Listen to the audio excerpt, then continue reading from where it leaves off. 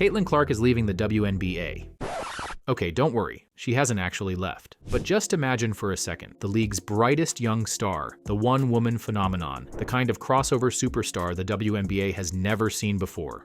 Wheeler finds Clark from the logo.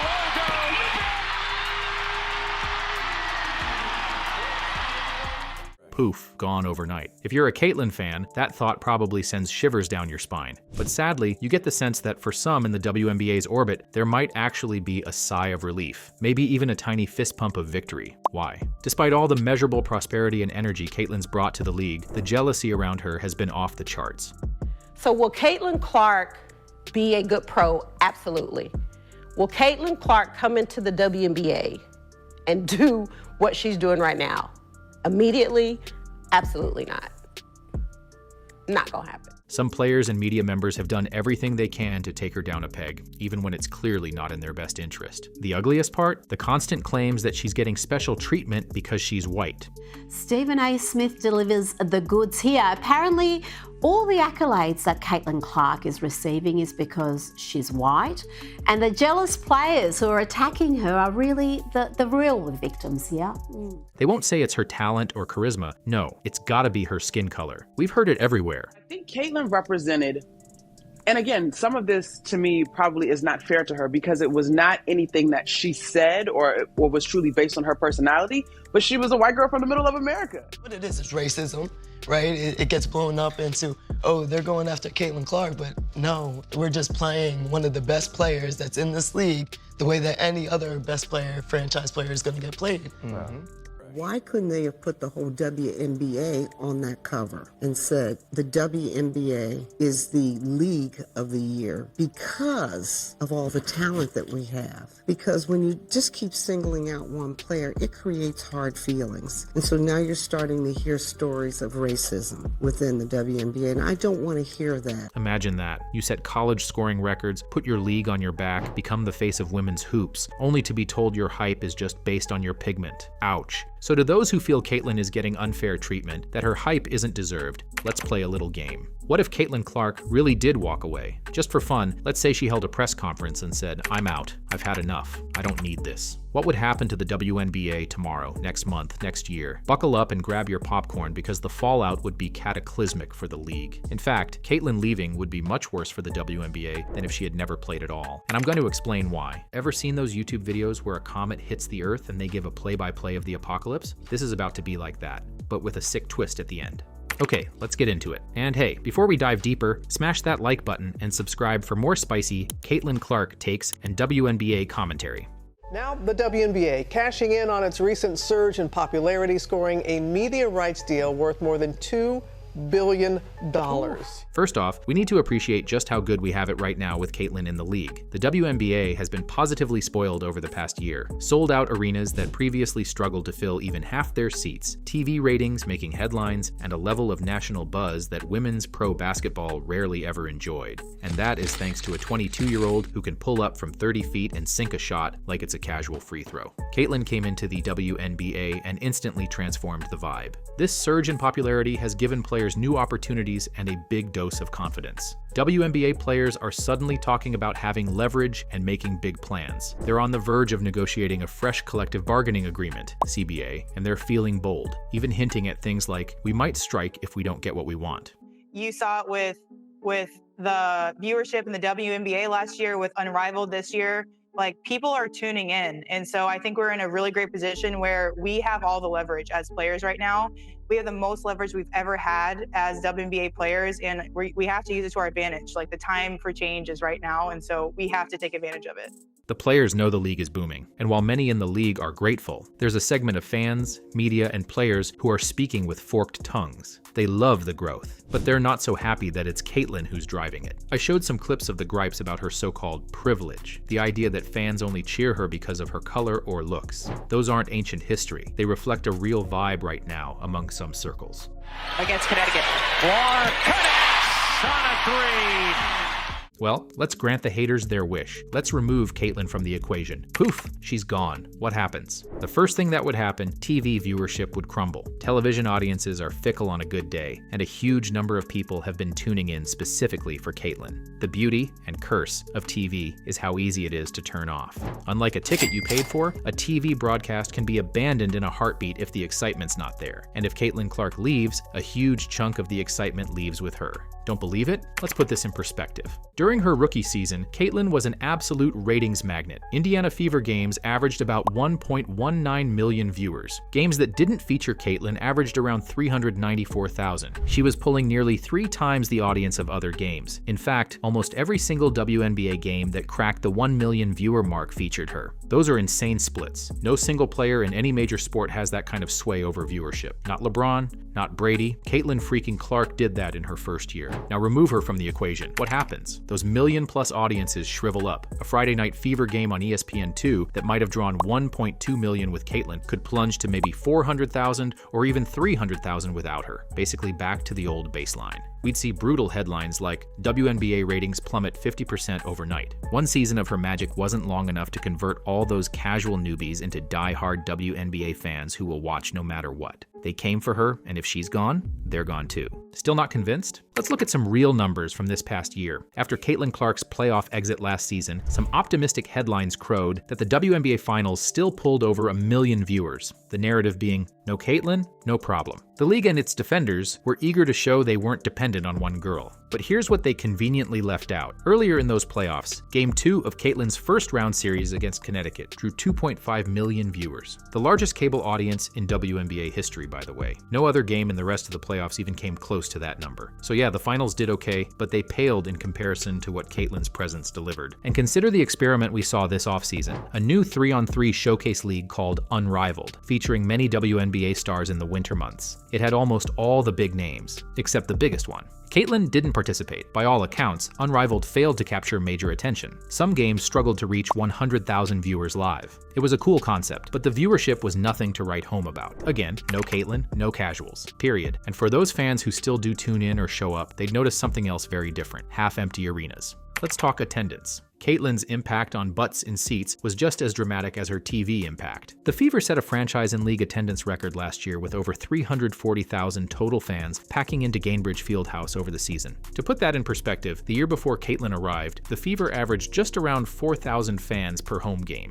In 2024, with Caitlyn, they averaged 17,000 plus. That's a 319% increase, the biggest jump the league has ever seen. They went from near last in attendance to first by a mile. And it wasn't just Indy. When the Fever went on the road, every other team saw a massive spike for those games. Many home teams literally moved their Caitlyn games to larger venues to accommodate the demand. Example, the Washington Mystics moved their home game versus Indiana to the NBA's Capital One Arena, and 20,711 fans showed up, the largest crowd in WNBA history. For context, the Mystics' usual arena only seats about 4,200. Overall, one analysis found that when the Fever were on the road, home teams drew about 88% more fans than their average for other games, basically nearly double the crowd, just because Caitlyn was in town. The Caitlyn Clark effect was the worst kept secret in sports business. Teams knew it and exploited it. 6 different WNBA teams have already announced moving certain games to bigger venues or otherwise upgrading arenas for 2025, explicitly anticipating her drawing power. Some teams even got sneaky with ticketing tactics. The Minnesota Lynx, for instance, realized everyone and their mom in Minneapolis wants to see Caitlyn. So what did they do? They packaged the Fever games separately, requiring fans to buy a pricey half-season package, around $850, just for the right to then buy a ticket to the Clark game. It's capitalism, baby, and Caitlyn's ability to sell tickets is a cash cow that teams weren't shy about milking. Now, imagine she's gone. Think about all those people who circled the calendar for when Caitlyn comes to town.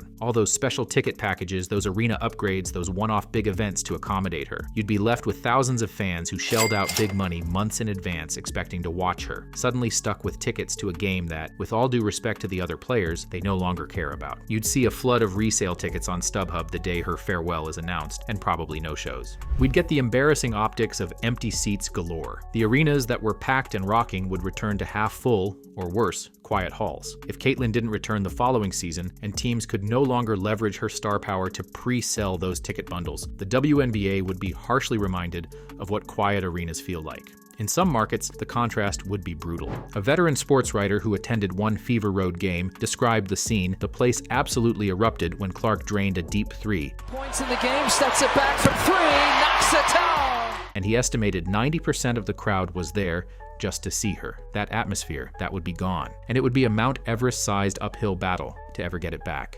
Arguably, the bigger story is what Caitlin's departure would mean for the future of the WNBA. First, consider the media exposure and cultural relevance she generates, which would disappear. Caitlin has a knack for drawing mainstream attention that most WNBA players, heck, most athletes, can only dream of. For example, she recently did a collaboration video with YouTube megastars Dude Perfect, who have a massive young and largely male following. That kind of crossover content introduces millions of new eyeballs to women's basketball, essentially for free. It's what marketing folks call earned media, exposure you don't pay for.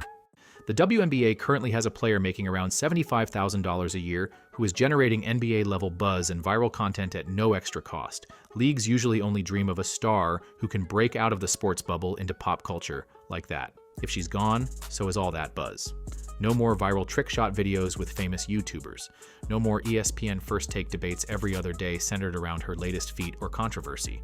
The league would revert to fighting for a mention here or a footnote there on SportsCenter. Think about the future fan pipeline too. Everywhere Caitlin goes, she brings in new fans, not just for herself, but eventually for the sport. How many kids dragged their parents to games to see her? How many NBA players tweeted about the WNBA for the first time because of her highlights? She was converting skeptics into believers left and right. Take her out, and the tide suddenly recedes. Fewer young girls and boys see that one dazzling play that hooks them. Fewer random sports fans stumble onto a Fever game and get captivated. The WNBA could lose an entire generation of potential new fans who shrug and say, "Oh, that one player I heard about isn't there anymore. Never mind." Then there's the sponsorship and endorsement angle. Caitlin is a marketer's dream. Insanely talented, competitive, charismatic, with a huge following. She's already snagged major endorsement deals. Nike signed her before she played a WNBA minute. She was named Time Magazine's Athlete of the Year, gracing a cover that landed on newsstands nationwide. Companies see opportunity in her. The face of women's basketball is someone they can build campaigns around. If she leaves, the WNBA loses that magnet for corporate partnerships. Sure, there are other marketable players, but none even in the same arena of fame right now. The league might miss out on sponsorship deals that were this close to happening. Existing sponsors might scale back, saying, well, the star attraction is gone, so let's cool off on this partnership. Jersey sales would drop off a cliff. Her Fever jersey was the hottest item by far.